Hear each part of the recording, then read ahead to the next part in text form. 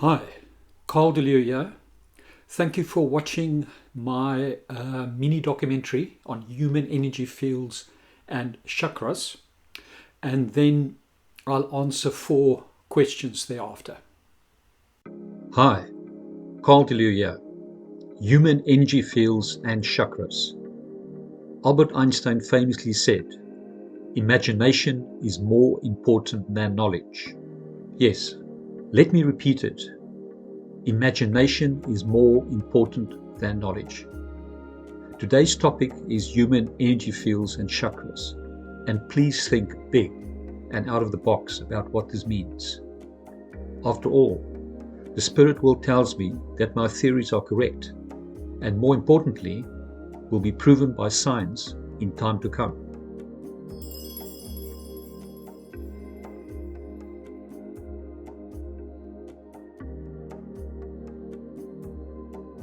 Did you know that we can only see less than 1% of the electromagnetic spectrum? Yes, less than 1%. In fact, it's nearly zero. This 99% that we cannot see is called dark matter. Not that it is dark, but we just cannot see it with our human eyes. So on the one hand, you have gamma rays, and on the other side, radio waves. We can only see a small portion in the middle.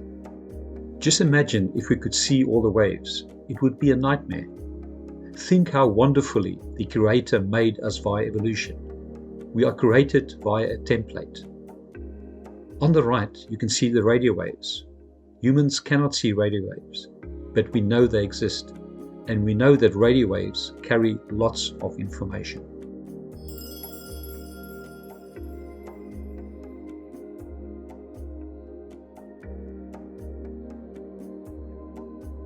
There are gifted people that for some reason can see human energy fields and chakras around our bodies. These gifted people have seen the human energy fields and chakras of all ages and from all societies, so they are universally seen. The good news is that Angel Creon says that a quantum viewer will be developed in our lifetime that will be able to let a normal human see the human energy fields and chakras. One of our present-day gifted people is Barbara Brennan.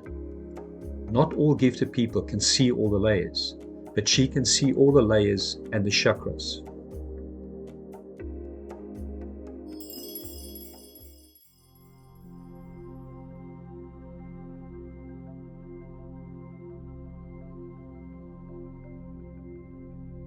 So let's delve deeper into how it all works and what a human energy field and a chakra are.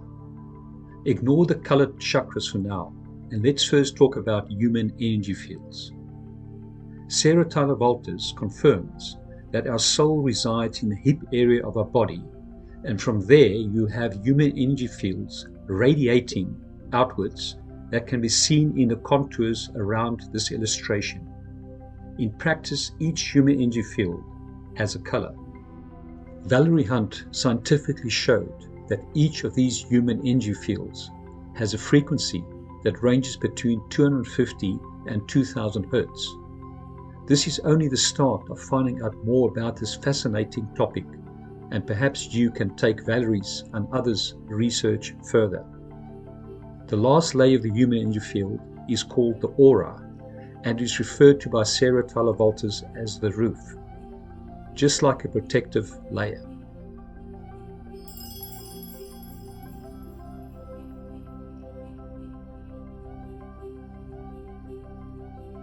So where does our mind reside?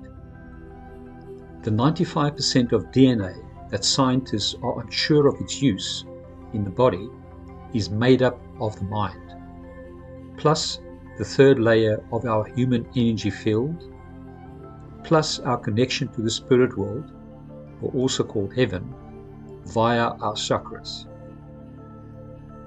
But for now, let's just look at the first two, being our DNA and the third layer of the human energy field, and then later on return to my theory of how we will connect to the spirit world. First, let's look at DNA. As I said, scientists don't know what 95% of our DNA is used for. One of the purposes is to act as our mind. The first place where our mind is in our DNA. And yes, science needs to prove what Angel Creon says. DNA communicates with itself and stores memory. So you would say, but we've been told this is the job of our brains.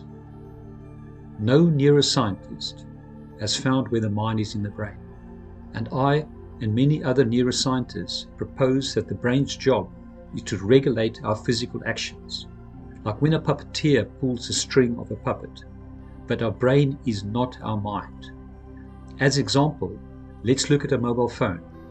The sounds and pictures come from the mobile phone, but we all know that they do not actually come from the mobile phone itself. Our brain is only a relay station for physical actions that our body performs.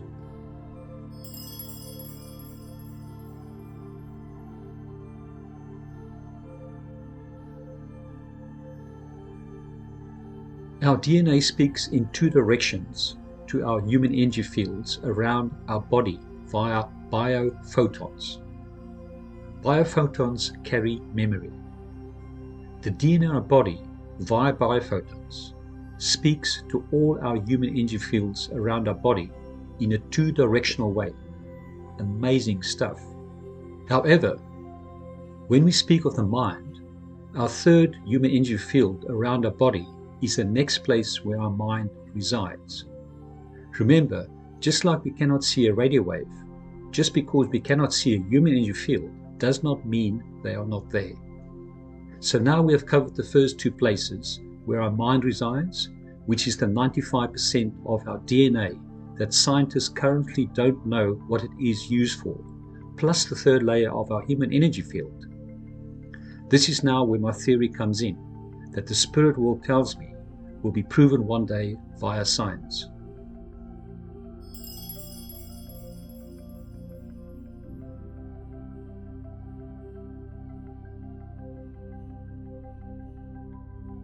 In this illustration of the human energy fields, we now turn to chakras.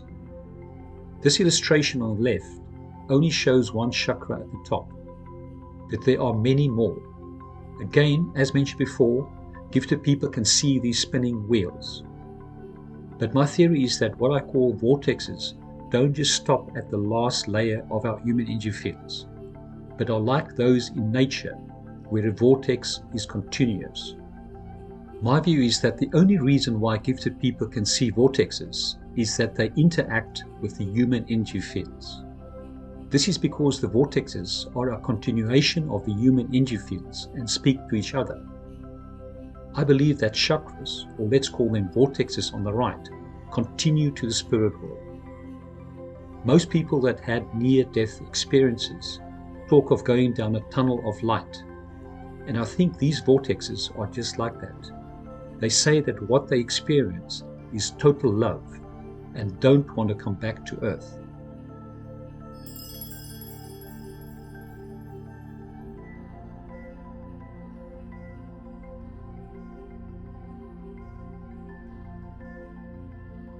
So how could this be possible?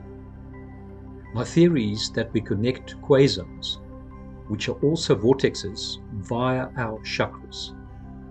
The Quran, in chapter 2, verse 29 says, "It is the Creator who created everything on the earth for you." Then the Creator turned towards heaven and fashioned it into 7 heavens.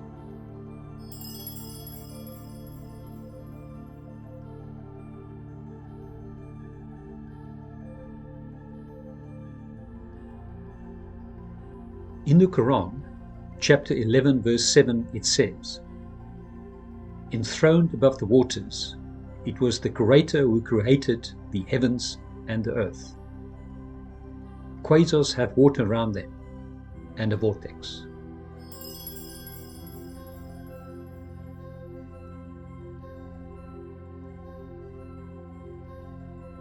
So what is my theory of how it works?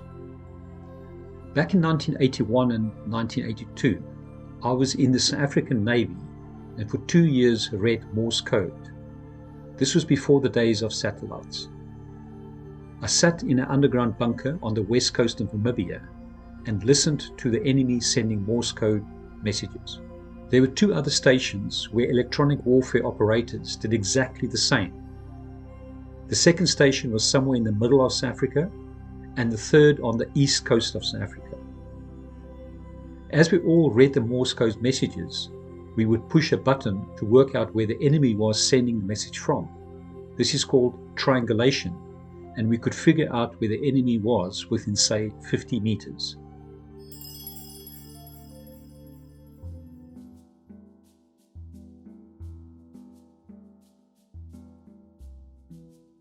Now just imagine that via our 7 chakras, we are connected to 7 quasars located at different places in the universe.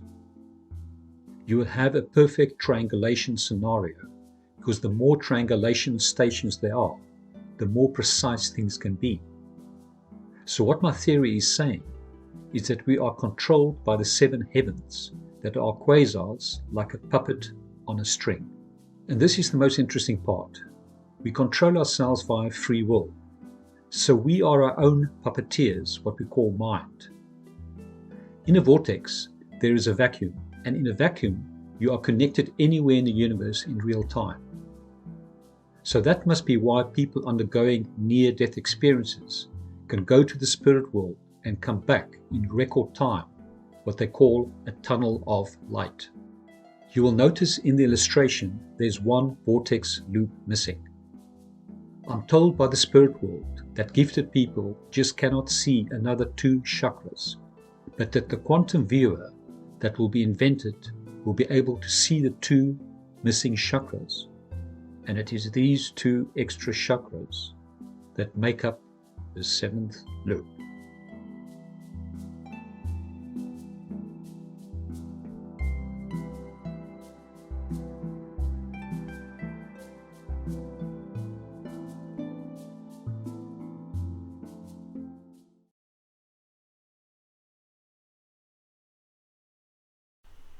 Why are only a few people being able to see energy fields? The answer is we simply don't know. Something happens with their bodies through childbirth or something during life. Some people, Mary Helen Hensley, had near-death experience after an accident, and when she came back, she could see energy fields, etc. So, for some reason unknown to us, they have this gift, and it's from all societies for thousands of years.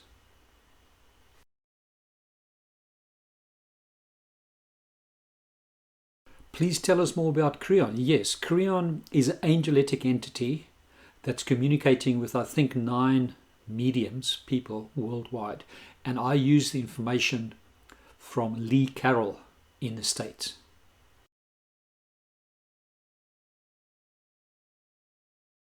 The correlation between near-death experiences and the vortex, in my theory, is that when we pass over, we go via the vortexes to the spirit world.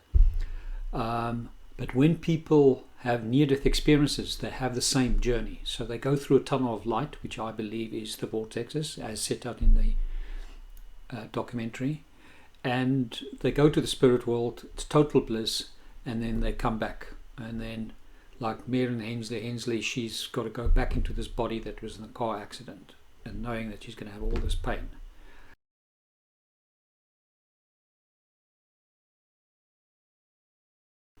I believe that the 7 heavens is 7 vortexes, because vortexes has got water around them, and the Quran very clearly says that vortexes and 7 heavens is to do with water.